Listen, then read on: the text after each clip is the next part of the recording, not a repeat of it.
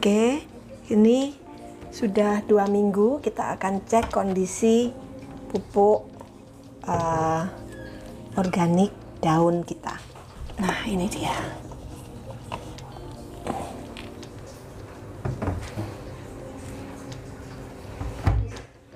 Ini hasilnya seperti kita lihat ya. Daunnya sudah layu. Zat-zat yang ada di dalam daun ini sudah terurai sebagian masuk ke dalam airnya. Mari kita buka seperti apa kondisinya. Nah, seperti itu. Baunya bagaimana? Kayak tape. Nah, baunya wangi banget, seger. Buka dulu, aku mau nunjukin permukaannya. Nah, permukaannya seperti itu ya. Dia ada miselium dari beragam jamur, beragam kapang. Karena ini sudah lebih dari 2 minggu ya? Kayaknya belum 2 minggu deh. Belum 2 minggu, tapi karena baunya sudah wangi, kita sudah bisa mulai gunakan. Ini saya akan aduk saja. Tidak apa-apa, nih kapangnya teraduk seperti ini, tidak apa-apa. Baunya wangi banget, wangi tape.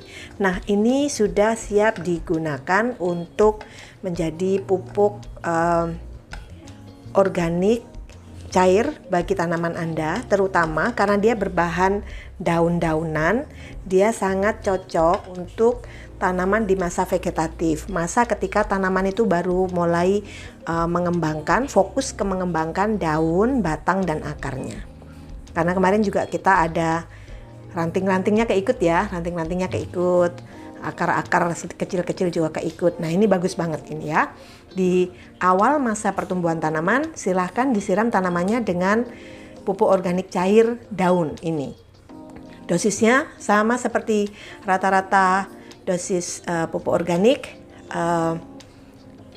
Selalu kita mulai dengan dosis terkecil karena walaupun tidak berbahaya, tetapi pupuk ini asam ya.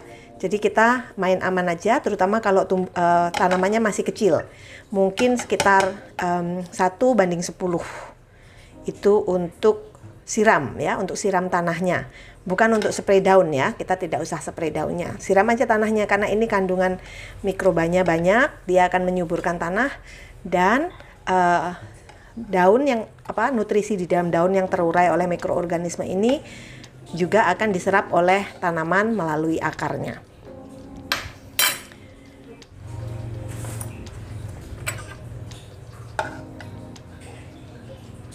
Kayak asinan ya. Kayak jalan bayung.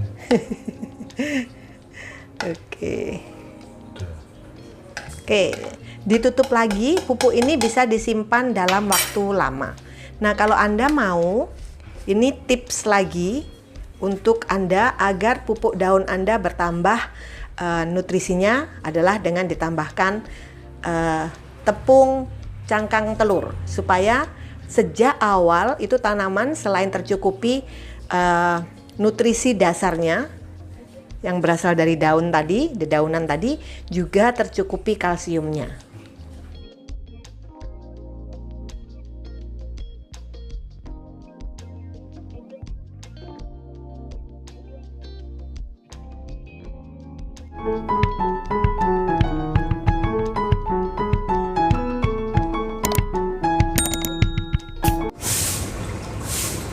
Sekarang kita akan coba ukur kadar ppm dan pH dari pupuk ini.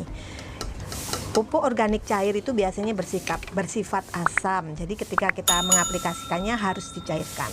Sekarang kita akan ukur keasamannya dulu ya, pH-nya. Untuk mengukur pH-nya ini menggunakan pH meter harus ditunggu sampai angkanya stabil beberapa saat. Nah, angkanya terhenti di angka 2,9, pH 2,9. Jadi ini sangat asam. Di bawah 3 soalnya, sangat asam. Oke, sekarang kita akan juga ukur juga ppm-nya. ppm itu secara sederhana adalah kandungan zat padat di dalam sebuah cairan. Bisa enzim, bisa nutrisi, bisa senyawa apapun, partikel apapun yang ada di cairan itu diukur menggunakan ppm. Silahkan. Itu angkanya 192 kali 10. Artinya ini ppm-nya atau partikel padatnya itu sekitar 1920 ppm. Nah, sebagai perbandingan, ppm untuk nutrisi hidroponik yang dasarnya adalah air, kalau kita ukur untuk pertumbuhan vegetatif itu antara 1000 sampai 1400. Untuk pertumbuhan generatif masa berbuah itu 1.500 sampai 2.000-an ya, atau di atas, tergantung tanamannya ya. Kalau dia tanaman buah dia harus lebih banyak. Ya, jadi itu perbandingannya ya, dan kita temukan bahwa ppm dari pupuk organik ini adalah 1.900, jadi cukup tinggi ya, cukup banyak kandungan nutrisinya di dalamnya.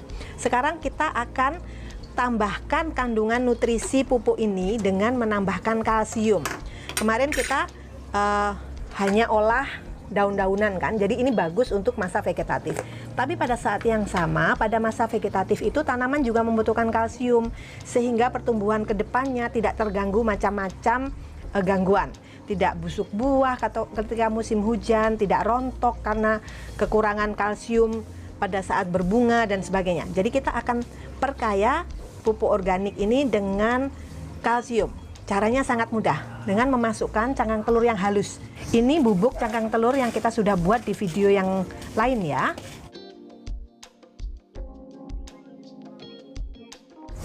Terus masukkan mungkin sekitar, masukkan 3 sendok atau 4 sendok, nggak apa-apa kok.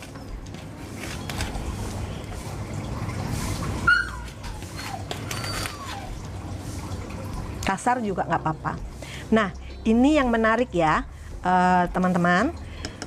Kalsium itu yang ada di cangkang telur ini akan terlarut ke dalam asam. Anda pernah melihat kan video kami sebelumnya yang mana cangkang telur kita larutkan menggunakan cuka.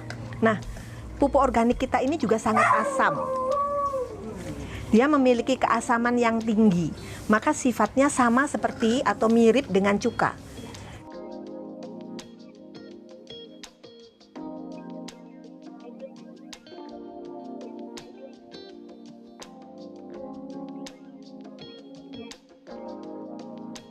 Ketika kita biarkan cangkang telur ini, kita rendam di dalamnya, lama-lama dia akan terlarut dan tercampur dengan nutrisi yang ada di dalam pupuk organik ini sendiri. Jadi sesudah kita tambahkan cangkang telur ini, kita bisa diamkan sekitar beberapa hari sebelum digunakan. Atau bisa juga langsung juga tidak masalah. Atau pada saat Anda membuat pupuk ini, Anda langsung tambahkan cangkang telur juga boleh. Karena mereka ini sama-sama bahan organik, jadi aman dicampurkan. Pupuk organik itu luasnya seperti itu. Orang bilangnya biak, biuk, plang, plung, itu aman, nggak masalah. Asal kita tahu peruntukannya ya. Jadi di sini kita memiliki pupuk daun yang tinggi kadar NPK-nya, nitrogen terutama, dan mengandung kalsium juga dari cangkang telur yang dibubuhkan di dalamnya. Cangkang telur ini nanti akan larut di dalam asam pupuk organik kita dan bisa membantu memperkaya tanaman dengan kalsium yang dibutuhkan dari awal sampai masa pembuahan.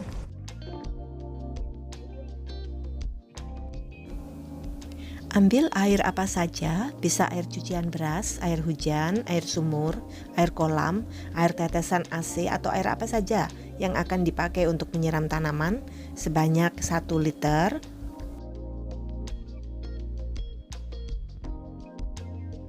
1000 mili atau 1 liter.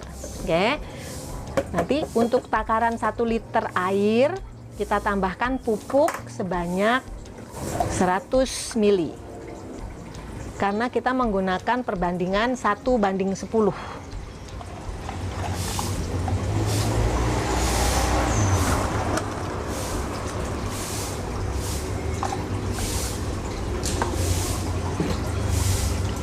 Ini pupuknya 100 mili, oke.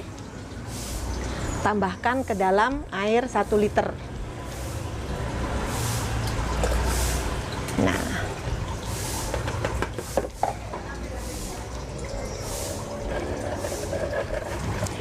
Pupuk organik ini jangan diaplikasikan setiap hari, karena ingat ya tadi pupuknya asam ya, kadarnya asam. Jadi mungkin seminggu sekali sudah cukup. Selama kita rutin memupuknya, maka insya Allah tanaman kita itu tidak kekurangan gizi. Karena apa? Karena selain mengandung gizi, di dalam pupuk ini juga mengandung mikroba, mikroorganisme yang akan membantu tanaman kita mengolah sendiri unsur hara yang ada di tanah.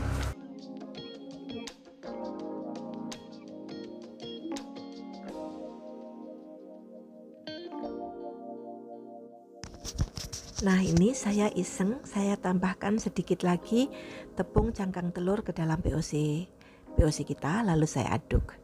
Coba perhatikan ada reaksi apa. Ya, muncul gelembung ya, gelembung kecil-kecil buih gitu ya, plukutuk kecil gitu. Nah, ini adalah reaksi yang muncul ketika zat yang bersifat basa, yaitu tepung cangkang telurnya yang mengandung kalsium, bertemu dengan asam pada POC kita. Ini artinya bahwa penambahan tepung cangkang telur ke dalam POC kita tadi akan mengurangi tingkat keasaman POC tersebut. Pada saat yang sama menambah nutrisinya. Keren toh? Penutupan. Ya. Oke, jangan lupa tutup yang pupuk yang sudah digunakan ditutup rapat lagi, lalu disimpan lagi di tempat yang tidak terekspos matahari terlalu banyak ya, minimal teduh.